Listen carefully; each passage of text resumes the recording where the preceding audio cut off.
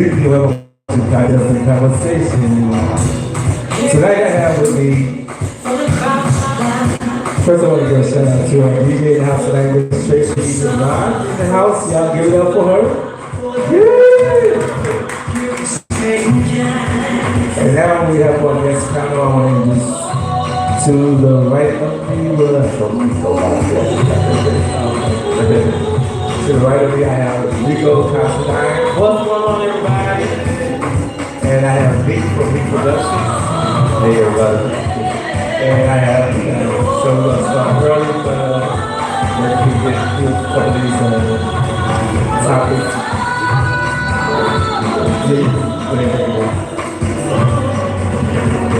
We're going to get through a couple of these topics.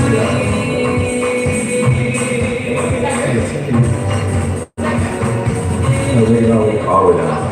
Yeah. Okay, then I hear it. Yeah, you'll have to probably cut the volume on that too, so they'll get Oh, You don't know how to do that? I don't really know, because it's not on here. Is it not on there, or is it on the... It's on here, but it's not on here. Okay, hold on.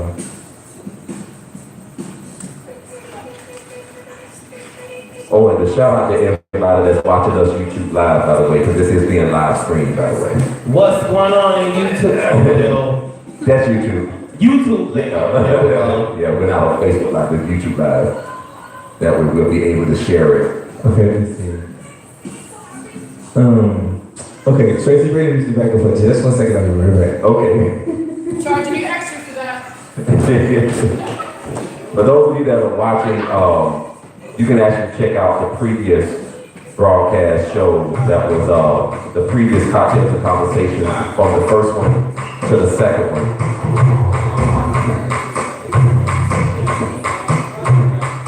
On our YouTube channel, actually, those people that's in there now, right now, our YouTube channel is Meak, that's MEAK as in Kite Productions with an S TV, Meak Productions TV. You can check out the previous conversations from the last version and the very first one.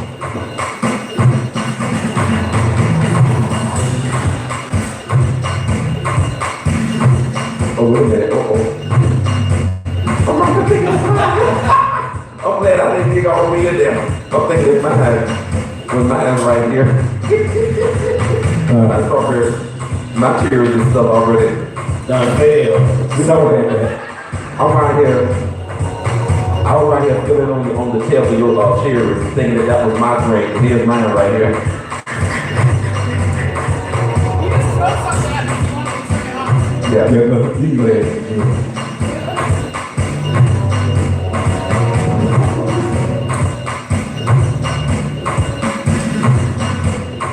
Look at this picture field. I enjoyed the drink. Yeah, Right there, that was about drink. okay. Well, we would like to welcome everyone to our third segment of Contest and Conversation. This kind of got off a little bit late this week because issues came up and I had to take care of business. So, but We're glad that you're doing okay though, because I didn't know he was, under the weather and something like that, training got me. So it's hard. I know. But I'm trying to push through it. So while we light, maybe we can get to some of the topics that we never finished. We just try to get to them. It depends on where you want to start, because we talked about, I know the majority of the last conversation that we talked about was of course about justice, Yeah. but we also did a part two. We tried to do a continuation on the relationship piece. Right. And I want to give a shout out to Juan and G from the Gentleman's Foundation, who was our special guest the last time, because by them actually being in a couple for, I think, almost close to 10 years? Yeah, I think it is that too. Yeah, almost close to 10 years and stuff. They brought a lot of insight to their relationship dynamic. And one of the things that I enjoyed about their discussion was about how, the difference from the time you meet someone to how you grow with them. Oh yes, Because you are still two different individuals and you're still having to evolve together and grow and mature together, and how that dynamic can be for each person, you know what I'm saying, especially when you've been with that person for that long and stuff. So I love how they talk about it, and I also love the different input, some of what from what you was giving, because I thought, you know, I think the problem that a lot of human beings have is that we don't know how to really respect each other's journey, because everybody have different journeys, and so you're not going to always, you know, everybody's journey is not going to be your journey. That doesn't mean that you got to fuss and argue, debate. You know what I'm saying? These are just, you know, you can agree, you can disagree, but you ain't got to be all, you know, disrespectful, or not saying that we were, but I'm just saying in general, because, you know, we've been in conversations where, you know, we share our experiences, and then it's like we're being shut down or cut down, and it's like, okay, but my journey is my journey. You know what I'm saying? Sure. It may not be your journey, but it's my journey. In other words, it's my story.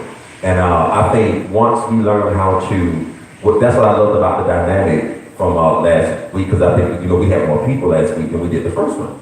And when we did the second one, we had, like I said, a different crowd too. So it was just wonderful, you know. So that's I want to give Juan and G a shout out. I know Mario was trying to be fashionably late. Give me shorter than shorter. Well, he was in the accident too, so.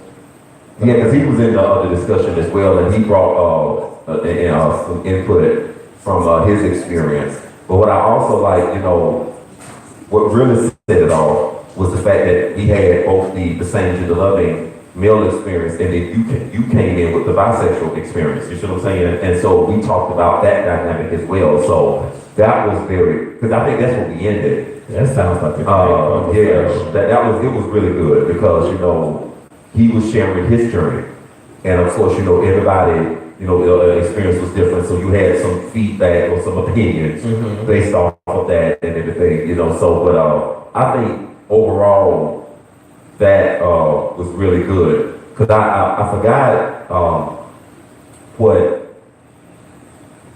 what led to that topic. I think because I forgot what led to that topic, but anyway, I'm glad that we had it, especially since we had like a couple on the panel. And that was the whole thing for last week, to get their insight on the relationship, because I know they had been together for a while, so was to get their insight on what makes their relationships last as long as it has, and what keeps it going, you know, further, and withstanding the boundaries and whatever issues you might have with each other, but how do you get through that and move forward and still stay strong in your relationship? Basically, it's what we was like, yeah, and that's why it's perfect. But so tonight, we can touch on that like a little bit later, but what I want to do is get to the top 3 hot topics. Mine is gonna be, I'm gonna take the album. R. Kelly. Oh Lord. That's how Oh, you're talking about Robert. Robert is There's a difference between Robert and R. Kelly. R. Kelly is the artist. No, it's not. R. Kelly is the artist. There's not a difference. Robert is the person. Let me explain to you why I said there's not a difference. Art imitates life. You have to think about it. His music he's speaking his life through his music. So you can't separate experience. I have to disagree with that to some extent, because I'm a songwriter myself, and so some of the songs that I write about is not, some of it is about personal experience, but other songs are about just a story. But you know what I'm saying? And so, you know, for example, like, you know, when you talk to poets or spoken word artists, some of those pieces are of their own experience, and then some of those pieces are of just stories. You see what I'm saying? Even stories that they, you know, seen from other people. So that's what I was saying. You know, that's why I, you know, coming from a person who's a songwriter and a music producer myself, I know that, you know, I can agree with you 50%, but not the whole way, because it's that, you know, because when it comes to songs, it's not always about a person's personal experience. It could be just about a story, or, you know, or somebody else's journey. You know what I'm saying? So yeah, that's what I'm saying. When I first heard that theory, I thought about it, and then I, you know, listened to his music.